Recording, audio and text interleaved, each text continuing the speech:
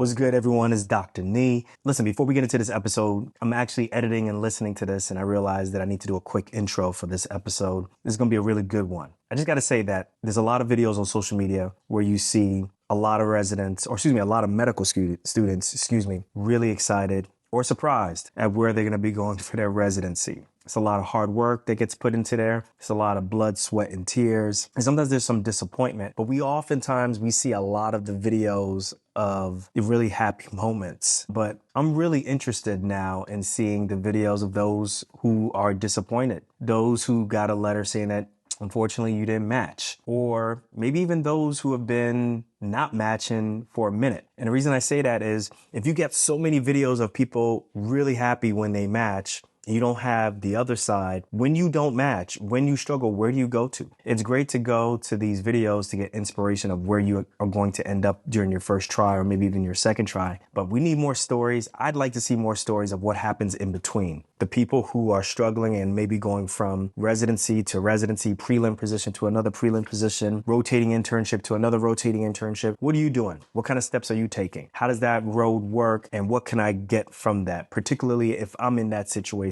where I'm at. You know, now that I'm an OG now, I think the biggest advantage that I have is time. I've gotten an opportunity to pursue something. I got an opportunity to attain that goal. And now that I'm giving advice to medical students or even pre-meds, I tell them, I'm really honest. I tell them that the pursuit of something is just as good, if not as important, as the actual acquiring of that goal. I'm gonna say it again, pursuing something, going after something, you can learn just as much, you can gain just as many tools, you can be just as successful pursuing something as attaining that. And this episode really talks about that, right? We have Dr. Travelle Franklin-Ford Ellis. Yes, that's her real name, her long name. And we got a chance to catch up with her at the Student National Medical Association. And me and Dr. Travelle have known each other for a long time. As a matter of fact, we served on the SNMA together. And what you're going to hear in this episode is not of always the good times and just success all the time,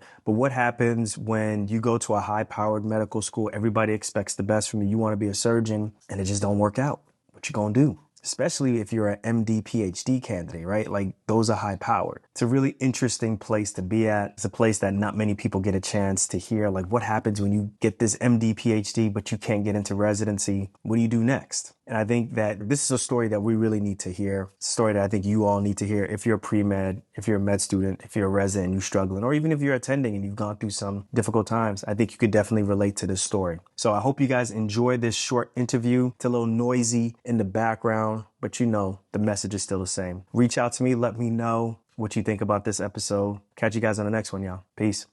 Step in. Dr. Travelle, and for y'all don't know, me and Dr. Travelle go way back. When I was regional director for Region 2, Dr. Travelle was assistant regional director, and then you became national president. Yes, a couple years later, yeah. Okay, all right. So tell us what you do. Tell us everything that comes after your name. What are you up to right now? So when Nii and I were colleagues, I was MD PhD candidate at Wisconsin.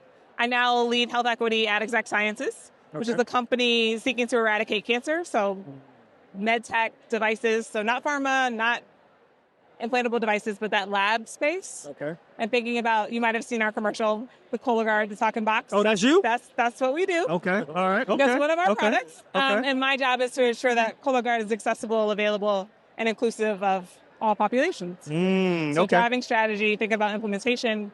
I'm now focused on the East Coast and working with health system partners and key community organizations to drive change. One thing that I'm not hearing is like seeing patients on a day-to-day basis, clinical medicine, any of that stuff. Talk to us about. So right now you're not practicing on patients. I've never practiced on a patient. Talk to us about that because a lot of people don't understand how that works. Yeah. So you went through 7 years of medical school, or 7 years of medical school, right? I went through 10 years of medical school. 10 years of medical school. So you graduated with your MD as well as a PhD. I did. Right? Tell us the decision as to, give us the reason why you went, the decisions or the direction that you went. So my story is one of pivot. Finished my MD PhD and was not successful after 2 rounds trying to match into a competitive surgery residency. Okay. And so to that end, I needed a job. Full transparency. I had 1.5 kids and a husband and needed to needed to have some stability in my life. See, this is what I'm talking about. This is what these things are for, because people don't know about this stuff, right? Yeah. Everybody just sees the end product and it's like, well, you know, how did you end up there? And it's like, well, there's all these different things. Like I tell people, I applied to medical school twice. Yeah. And those in between years were like the most difficult, darkest. Yeah. I didn't know what's going to happen. My parents are like, what are you doing? I'm like, I don't know. I'm trying to figure this out. So it was dark. I mean, it was very much, you spent 10 plus years in a place to become a doctor. But no loans though, yo. No loans though, yo. No. That gives you a lot of room though. You know what I'm saying? It does. And so I could take some risks. So when I was in that place of, what am I going to do? I need to get a job. Like, I'm a doctor that's not going to practice. Or am I going to practice? Like, I can take from a a couple big time college or medical school too. University, Yeah. medical college away. University of Wisconsin. Yeah. So big time. Okay. So the question was, am I going to take a year here, take a year there, move around? Am I going to do more research? I already had a PhD in biomedical engineering. It wasn't really high on my list. Do I want an MHA? Because I knew I wasn't going to go back to more school. Right. Do I go back to more school? I've already spent 10 and a half years. And so after some prayer, reflection, and just picking myself up, I reached out to one of my professors and I was like, look, I took my maternity leave. So at that point, my second child was born. I took my maternity leave, got some clarity, and I was like, I just need enough money to put this baby in daycare. And I want to get a fellowship. Like, I need to get some exposure to healthcare administration.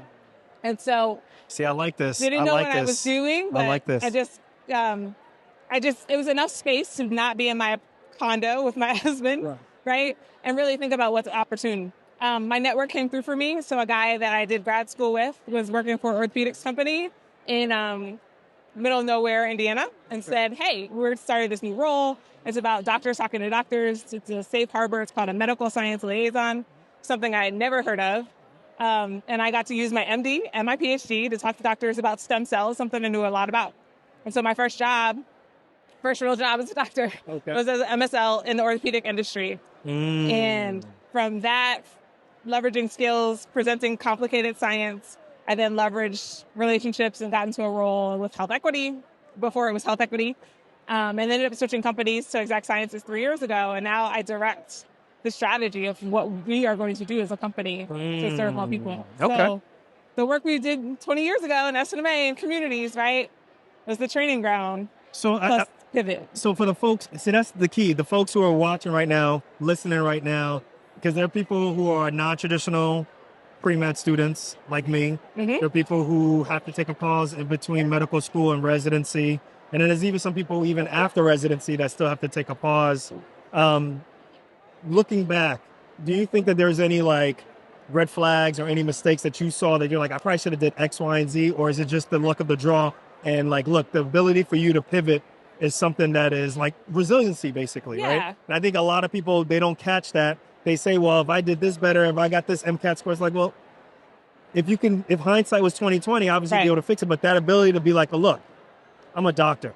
For sure. I can figure this out, you know? I don't know that I would be where I am right now had I not gone through the process. Okay. I think mid-process to your question about like where might I have pulled back or switched, maybe I would have said, I've done this enough, right? Like maybe I would have pulled back on some of the extracurriculars. Like, do I need to be at yet another health fair? Do I need to lead yet another program? Got you. Is that enough? I think I was also ahead of my time. When I was writing my essays for residency, I was trying to sell this idea of data-driven community engagement. And that wasn't valued at that time. Got you. But You're like 10 years too early. Yeah. But now that healthcare, everybody's woken up to healthcare is too expensive, or social determinants, health-related social needs, right? Now I get paid to do something I really love. Did I love surgery? Absolutely. Would I have loved surgery as a mom and a wife? Maybe. I don't know. That's the thing that a lot of people don't think about is like, because a lot of times it asks you're going to have to sacrifice something.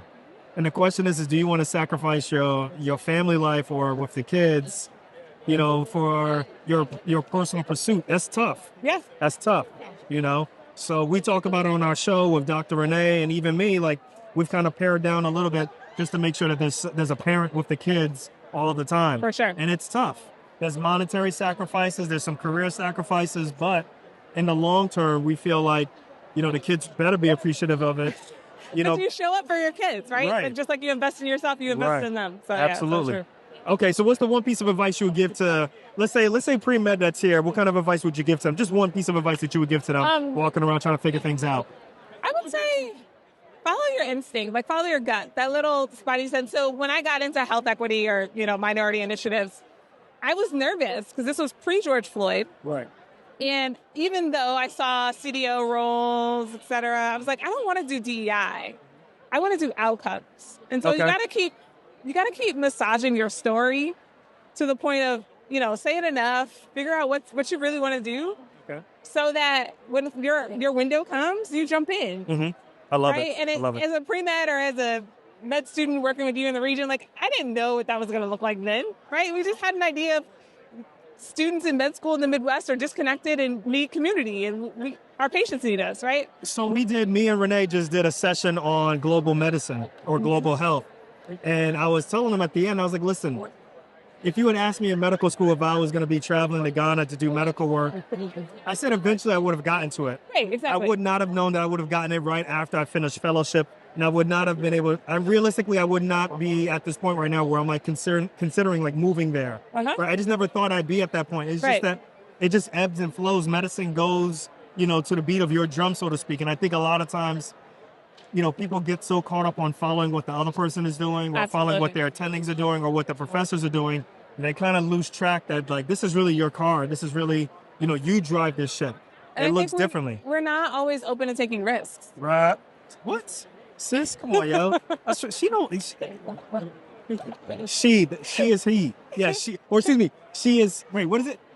Travelle is she. Yeah. She knows what she's talking about. Let me get my pronouns correct. But it's true. It's about risks. It's about risk. Yeah. And we're not used to taking risks in medicine. Not at all. No. Especially individuals of color, where you're like, right. I can't afford to mess up. I right. can't afford. Like, I'm going to do exactly what they tell me. And I got to a place where I did exactly what they told me. I did a little right. bit more. I was the poster child for this, recruited, mentored, all the things.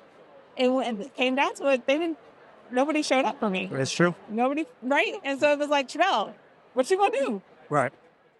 I agree with you 100%. I love it. All right, Joe. All right.